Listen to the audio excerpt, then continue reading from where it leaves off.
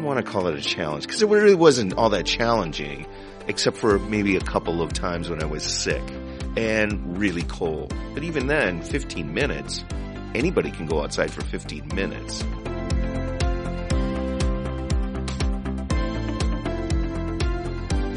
Hey everybody, welcome back to another episode of Wisconsin's Outdoor Explorer podcast. I am your host, Jason. Imagine challenging yourself to get outside every day for 1 year for at least 15 minutes. Now that's doing anything you want to do, if it's running, walking, biking, but imagine dedicating yourself for 1 full year of getting out and doing some sort of outdoor activity, no matter what the weather. If it's too cold, if it's too snowy, if it's too hot, or if it's raining, you still dedicated yourself to getting out at least 15 minutes a day for 1 full year. Today I'm talking to Keith Uhlig from Wausau, Wisconsin, and that's exactly what he did. He challenged himself to get out at least 15 minutes a day for 1 full year, and I sat down and talked to him on this week's podcast.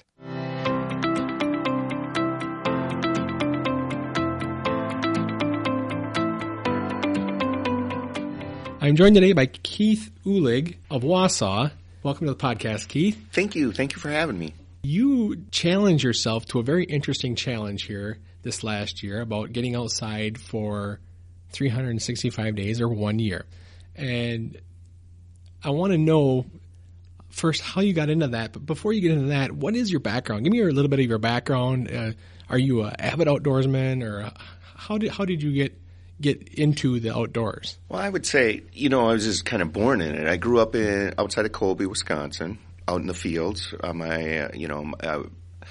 wasn't technically a farm kid, but I lived on my parents bought some property on my grandpa's farm. So I was working on the farm as a kid, doing things outside all the time. It wasn't a challenge. It wasn't something it's just something you did. That was life. And then, I got into high school. I joined the cross-country team, so I liked running. It changed my life as kind of a chunky middle schooler, kind of a heavier set kid, and cross-country and track changed my life.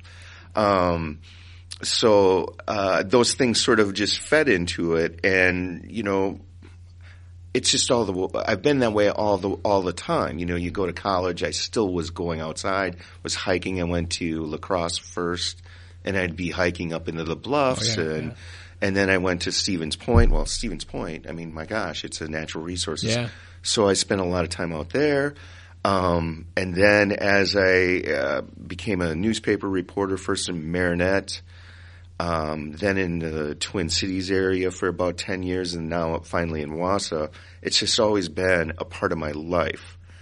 I've gotten the weight back, unfortunately, and that was part of this endeavor, was to try to create some sort of external motivation that would help me bring more consistency to an exercise program, but also incorporate the things that I really like about exercising, and that's especially being outside. I have nothing against like running on a treadmill or going to a gym. I've done all that, but to me, it's like embracing the outside was part of this. I don't want to call it a challenge because it really wasn't all that challenging, except for maybe a couple of times when I was sick and really cold. But even then, 15 minutes. Anybody can go outside for 15 minutes. Yeah. So before you started your challenge, because you started your challenge the 1st of May, or May. It was actually. Or March, I'm sorry. It was March. It was March 1st. And the reason it's March 1st is I'm a procrastinator. And I was thinking about my New Year's resolutions, and it took me like 3 months to figure out something. I was talking with friends, and I go, well, what should I do this year? The prior year, so let's see, this was 2018-19. The prior year, in 2017, I made a challenge of running or riding or paddling in every one of 72 Wisconsin counties. That was within the calendar year. And that ended, it ended in the cold, somewhere near, I think Pittsville actually, it ended. on December 31st. I squeeze it in. So then I started thinking about what do I do next, and I didn't want to do all the driving. I love that, going all over the state. And I thought, well, I need to kind of get better, go deeper in my own backyard. So that's where I sort of came up with that 15 minutes. So before you started your challenge, how often do you think you were outside on a daily basis at that point? Oh, man, I don't even know, if I were to, because basically March 1st is when I started counting. Mm-hmm. And I think I've been out doing something outside easily probably 95% of the days. Okay. It's a rare day when I wasn't going outside. Sure. But often I would, stay inside, ride on the rollers or, bike inside or sometimes take a day off. Okay. So basically it started as a procrastinated New Year's resolution for Yes. you. And once you got started, was this something that you kept personal to yourself or that you had other people involved in that you let them know you were going to do this and to be held accountable for it? I write for the Wausau Daily Herald and other newspapers with USA Today. The every county thing was part of a work project. I was also writing about each county when I went there. So this was almost, I have a tendency to just sort of blurt out these things and put them out on social media. So part of the challenge, and this is actually the most difficult part of the challenge, was I needed to take a photo of every workout, every outside session, and then post it on social media. And I keep track of most of my workouts on an app called Strava. So I put a photo there, and then Instagram. And then I just cut and paste the Instagram and put it on Facebook because that's where a lot of people engage with me on Facebook. But I like Instagram. Was there an inspiration that got you motivated to do this? Because I would think, yes. Once you get going, that motivation is probably what's the hardest to keep going every day. This is an ongoing sort of project that stems from what's essentially a midlife crisis. And so there were some losses in my life, over the past 5-6 years or so, and it got me to thinking about, I was inspired by some people who lived their lives to the fullest while they could. So I started thinking about I need to live each day to the fullest, and then I started thinking about, well, what does that mean? Well, for me, it means sort of finding something to do outside. I mean, I value being outside. I value the environment. I just feel comfortable. When I'm running or biking, sometimes, and I mean, there's been points in my life where I was sort of dealing with depression. The only time that I wasn't feeling bad or I wasn't feeling, I don't want to say lonely, but, uncomfortable and down was when I was cycling or running, and while I was doing those things, I would feel at peace and also feel part of things, especially outside. That's when I would feel part of things. And so as I was thinking about these things, all this stuff was sort of brewing, and I'm talking to friends. I'm doing stories for the Daily Herald, which one of them included these 3 people who were streakers, and that streakers is not the naked running. That's naked running, yeah. Although that would be a good story, and I will do that. I will do that story, and maybe that's how people live there, make the most of each day. But these were people who put together streaks of athletic endeavors day to day. And one of the sources was a man named John Chandler. He's from the Milwaukee suburbs, and he's been running every day since August 9th, 1981. He ran through, I believe it was either a broken foot or a broken ankle where he was using crutches. And he called it my silly streak, and I didn't know if I was ready to commit to, his commitment is running 2 miles. And I didn't know if I wanted to make that level of commitment. I don't want to go like super crazy. Another person I talked to was John McNeil. He's from the Madison area.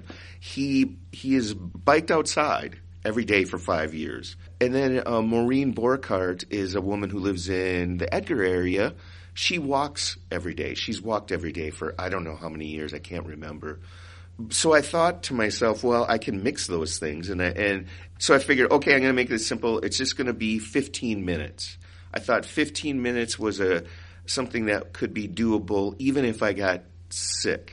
That's where that was my main thing is, what do I do if I get sick? You know how you get sick and sometimes you can hardly walk to the mailbox?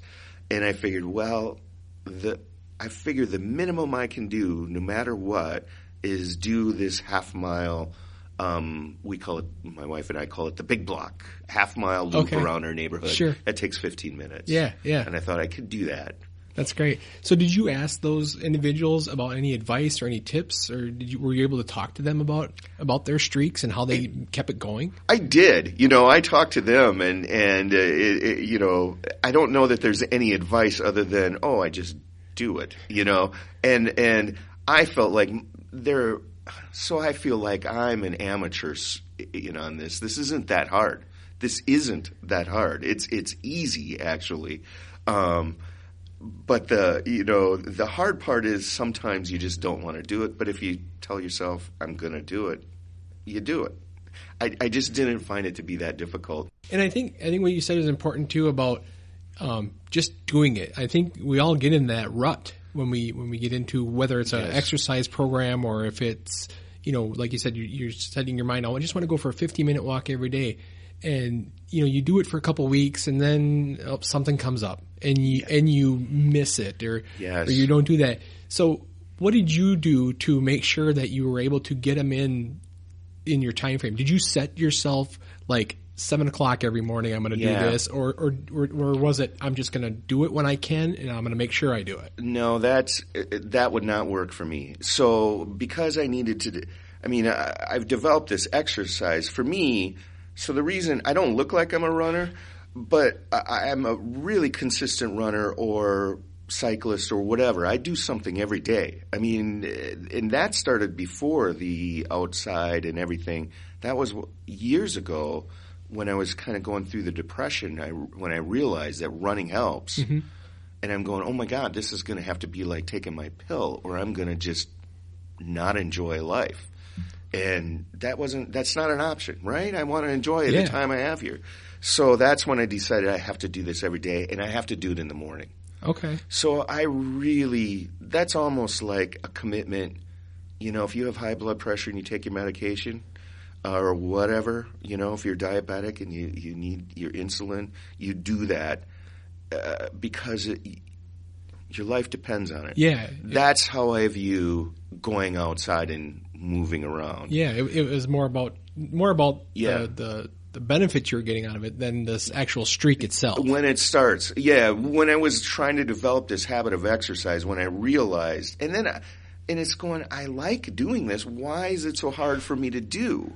And I just realized that it's tricky because sometimes you just don't want to do it, right. And it's not always fun. It's not always comfortable. But once I sort of made the commitment to the daily exercise, and I'm pretty good at if I commit to something, I do it. I'm stubborn that way. Grandma Uhlig said mule-headed. I'm stubborn that way. But if I'm trying to deny myself, so like I eat like a horse. I've got a crazy sweet tooth that I've tried to. I haven't been able to figure that problem out yet. Me neither. I haven't been, but I can run. And I do run and I cycle and I can go outside every day. Yeah, it takes that guilt away. I can add something. I can add something to my life, but it's difficult for me to subtract something that I really want. I need to deny myself from something I want. Yeah. So you talked about the difficult days someday, and I think, okay, you started this March 1st. Right. And we all know last April we got that tremendous snowstorm. It was how did you get through things like that? That was when I read your story, that was the thing that I was most curious about was, it's easy to go out and walk on or exercise on sunny days, on nice days, but when you look outside and it's raining or we got a foot of snow on the ground, or the polar vortex that we just had a few months ago, how do you stay motivated to get out in those days? Part of it is a bit of ego, and part of it is a competitiveness. So I'm a really slow runner. I do race. I like to race. I get in 5Ks, but I'm never going to win those. But I figure this is my edge. This is, I can do this, and not many people are going to do this. So that's part of it. Part of it is, if you do, it started to be, it's me against Wisconsin weather. And I took it as a challenge. I'm not going to let this beat me, you know. And I just wade through the snow. And actually, through that March weather, and this is where I was kind of talking with John McNeil, the everyday cyclist, I began to think a little differently about it. Rather than it being an opponent, you have to sort of fit your way in nature, right? You have to be like water and just sort of go where you can. And I just realized it is what it is. I'm going to go outside. I can prepare for it. And also you just sort of get used to it. The polar vortex actually wasn't that hard. I just put on a lot of clothes. My feet would get really cold during the really cold days. Luckily, I'm able to afford, I'm not a rich guy, but I'm able to afford some good shoes. I have these hiking boots that, they're hiking boots, but I sort of ran in them. And then I wouldn't run very much because the problem is no matter how cold it is, you get sweaty. Mm-hmm. And then I found like my eyes were freezing up, and that was bothersome. That didn't hurt, but it was bothersome, and it's like I can't see, you know. And but those all were like problems to be overcome and challenges to take on, and I kind of like that. Yeah. I've got another thing though. Another thing that gets me out the door is the dog. So Henry is he's a golden doodle, and we adopted him. He was less than a year, and I just started going outside with him. Well, he expects it. And if he doesn't get a walk or a run or something, he's going to be bothersome. And so it's partly, I do it partly for him too. Sure. He loves all kinds of weather. And so in that April storm, he was running around like crazy. He loved it. He was like jumping through the snow, and that partly going, hey, I need to be like Henry. You know, he's enjoying this, and it is fun. Yeah, you know, yeah, that's cool. You had a partner in crime. Basically. Yes, yeah. Yep. So you talk a lot about running, and you mentioned biking. What were some of the other things that you did to keep your streak going? Snowshoeing, cross country skiing, and ice skating. And kayaking were the things that I've all done. You know, hiking, but you know, the hiking, walking, running are kind of all the same. Yeah. Now, did you stay right in the Wausau area, or did you branch out and go to other areas of the state? It depends on where I was. Okay. So we did some traveling last April. We went to Boston. That was a challenge. We were in Boston, and we were staying in a suburb of Boston, but they had some snow, and there was snow piled up on the sidewalks, and traffic was insane. And I'm going, oh my goodness, what am I going to do here? Am I going to have to just do laps around the hotel or what? But I figured it out. I just sort of bushwhacked through some business front yards and just sort of figured it out. But I'll do it wherever I'm at. If you had to pick one thing out of those to do, that was the only thing, what would it be? If I only had to do one thing? Yeah. You have kids? I do. Do you have more than one? 3. Well, which one would you choose? Well, yeah, right. So running is the what's the word? The foundational exercise of everything. Okay. I think running makes you fit. It gets you to where you want to go. But running every day is very, very difficult. At least it is for me. Because I'll get worn down and I'll start to feel aches and pains, and then I'll go for a bike ride, and that will really help me. It'll help me recover.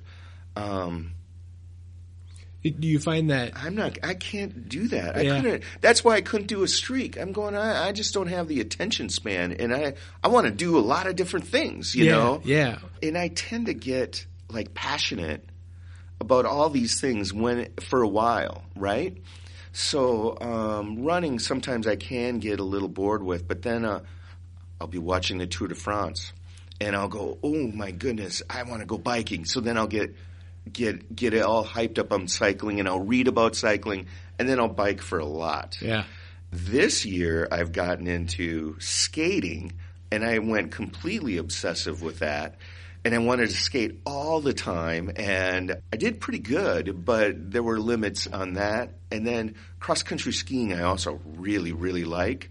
So I like that. I like the freshness, and I just like the new challenges, different things to think about, different things to obsess about. Yeah. And I think that's one of the great things about living in Wisconsin, because you get those 4 seasons and you get those different activities. You said you kayak, you're doing that in the summertime, and then we get that snow and you can snowshoe or ice skate or, so that we were fortunate enough to have a lot of options throughout the year to keep you motivated and get you excited about being outdoors. Yes. It does not stay the same. I don't get bored. I say that I don't like walking because it's boring, but really I'm not bored. It's just I'd rather be running when I'm doing that. I got this really cool email from a colleague in my company who read the story sort of by chance, and he emailed me and he gave me he really liked it, and he complimented me on it. And he goes, even though I'm living in Arizona, I can't do this. And I started thinking about it, and I go, well, I'd still do it if I was in Arizona. I think you should do it wherever you are. I wish I would have done it when I lived in the Twin Cities for those 10 years. I wish I would have, I think sometimes you live in a place, you sort of, you don't fully embrace it. Because you think, I'll do that later. Yeah. So I'm trying not to do that. I'm trying to go, what does Wausau have to offer, and how can I soak in as much as I can? Year is up, and when you reflect back on that year, what was your favorite part of the whole thing? That's an easy one. Sometimes this is a difficult question, but this was easy. It was the ice skating on New Year's Day with my friend Mark. His influence is in on this too. He has a great way of just sort of enjoying things. So it was New Year's Day, and I got up early, and I went for a walk, and I was with Henry, and we were down in our neighborhood, and I noticed there had been no snow at that time. That's hard to remember, but there was no snow. But the ice on the river was not glassy, but it was smooth. So I went on, I just put my foot down, and this is pretty solid. And then I could see it was like 4 inches thick. And I go, I bet we could skate on this. So I go back to my house where Mark and his wife Jen are, and I said, Mark, we could skate on this. And we made plans to go after some day activities. I go, do you have your skates? And he goes, of course I've got my skates. So then it was getting late in the afternoon, and I actually was thinking I was going to let it go. I was getting lazy, and I already done my 15 minutes, right? Yeah. And Mark goes, are we going to go skating? And I go, yep. So he kind of got me out the door. Once you're out the door is the other thing. Right. You're going to be good. Right. Get out the door. Right. Get up and get out the door. Right. That's half the battle. Yes. Getting up is super hard sometimes. But so we put our skates in our, we're carrying our skates through my neighborhood, and we get down there, and it's at sundown. And I noticed, the sky's just starting to get orange on the edges, and I'm going, ooh, sundown, that's going to look pretty cool, I think, over by Rib Mountain. So I could tell that the lights were on from the ski hill, and it was I just knew. And so I quickly put on my skates, and I took out my phone so I could get a photo, and I go around the corner, and the sun actually had gone down behind the mountain, but the sky was like turning these great oranges and pinks. And then Mark comes just sort of, I don't know how he skates like a hockey player, and he just sort of glides by, flies by, and I just took a photo of him, and it's like a kaleidoscope. And I cannot tell you what that felt like. There must have been endorphins going through me, and I don't know what else, but it was just a stunning moment. Yeah, it sounds like it. I can kind of picture exactly what you're saying. So you finished the streak. March 1st of this year comes around. You got your year in. Yeah. What was that feeling like? I don't know. It was I'm just going to keep on doing this. This is part of my life now. Do you see an end game, or is this something that you're just going to do every day? When I die. Yep, when I die, that'll be the end game. Sure. Or have a stroke. I was just, I was thinking about this interview, and I don't know if I sort of thinking that might be a question you would ask or whatever, but I was going, what would stop me from doing this? Yeah. And I was thinking, well, if I went into the hospital and I go, would they let me go outside at the hospital? I bet could they stop you, you know? Probably, depending on what you went in for, probably. I was going, because they have those things that, you know, even if you're hooked up to an IV, you can wheel them out. Why couldn't I go? I could go outside then. See, I like that. I would be asking. I'd be a big pain in the butt for the medical staff. And I think that's what's great about your story is that you didn't let anything stop you. You got it done, and you still got out there no matter what the circumstances were. But I set the bar low. I set the bar low. Well, yeah, yes and no. The way I look at it is you set a bar. You still set a bar. Yeah. And even though it was 15 minutes, how many of those times did you get out there that it was longer than 15 minutes? Well, almost every time except for 2 or 3. Sure. And I was sick. I was sick those days. Yeah. It was not the cold. It was not weather. It was I was feeling sick, and I was really, really tired and weak, not feverish. I would have gone out even if I had a fever, but I was feeling really weak. Sometimes illnesses really sap you. Yeah. So I just took Henry for a 15-minute walk. That it doesn't matter how much time you spend. It's No. just, even if it's 5 minutes a day, just get outside and get away from everyday life for just 5 minutes. If you can get out the door, that's the key. Yeah, you'll be surprised how much time goes by, you know. Again, I think what you've done and what you accomplished is, I know in your mind it doesn't seem like a big deal, but I think it is a big deal, and I think it can be used to motivate others to not necessarily start a streak to go all year, but maybe it's once a week or twice a week type thing that they can start doing. To me, it's an essential part of being on this planet and being living and breathing to move around. And I know not everybody feels that way, but I mean, if you do feel that way and you have trouble doing it, it's like. One of the things that really bugs me about like any articles about running or cycling, I'm thinking, like the mainstream media is that, the advice is always like how to make the most of it, how to be the best. And I think that's a bit crazy. Because I don't want to be a professional cyclist. I don't want to be a professional runner. I just want to run. I want to be healthy. Right. And I think when people just read this as, if I got to run, I got to go out for X amount of time. And you don't. You can do whatever you want. There are no rules. That's the other part is that there are no rules. You don't have to do the 15 minutes or you can. I made some of these constrictions just because sometimes constrictions can help motivate you. Sure. It's just take the step and just go out and, put the phone away for a bit. I see people walking with phones a lot, and that's cool, better than not walking at all or, Right. But I think to me, it's key is just sort of being in the moment. It helps you stress release. Just, they talk about that, but you kind of got, it hits a reset button. Thank you for joining me. I think, Thanks. like I said, your story is inspirational for people out there who are trying to get out, trying to find ways to get out. And Good. I hope so. Yeah, so thank you for joining me on the podcast. Thanks. It's been fun. I hope you enjoyed hearing Keith's story as much as I enjoyed sitting down and talking to him about it. I think he's a real big inspiration to all of us out there who are trying to get a regular routine going of getting outside and doing something. And I'm not saying you've got to get out there every day. Consider, maybe starting with once a week. If you're a person who's not getting outdoors that much, maybe start with 3 days a week or even 1 day a week. But I think his story can inspire us all. I know it has me to work at getting outside more than what I am now and not letting the weather or, everyday life get in that way. So I hope you really enjoyed listening to Keith and hearing his story about getting out and how it was therapy for him to get out. And I know throughout the podcast I kept calling it a challenge, and he never looked at it as a challenge, and I think that's important too.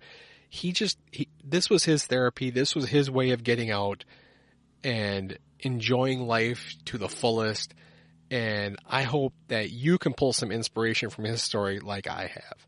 Thanks again for joining me on the Wisconsin's Outdoor Explorer podcast. I'm your host, Jason, and I will talk to you next week.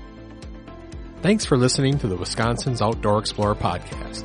For more great information about being an outdoor explorer, visit our website at wisconsinsoutdoorexplorer.com. Be sure to check out the blog page and follow us on social media. And don't forget to subscribe to this podcast wherever you listen to your favorite podcasts.